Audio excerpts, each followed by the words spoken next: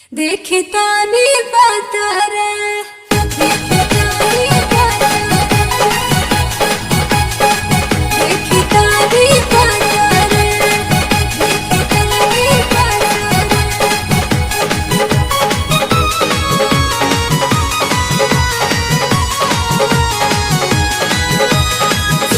सुनी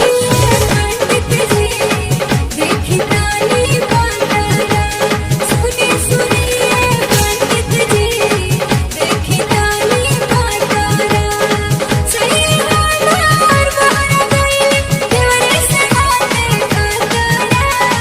सही हार बार गई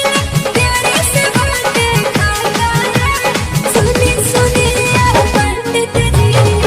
देखी तानी बातारे सुनी पंडित जी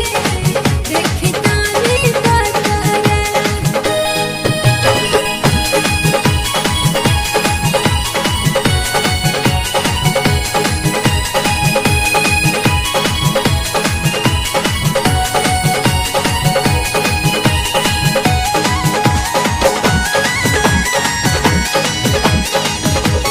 कहला भाग न लिखल नइखे आपन मरद के प्यार देवर से अब काम चलावा सुंदर बात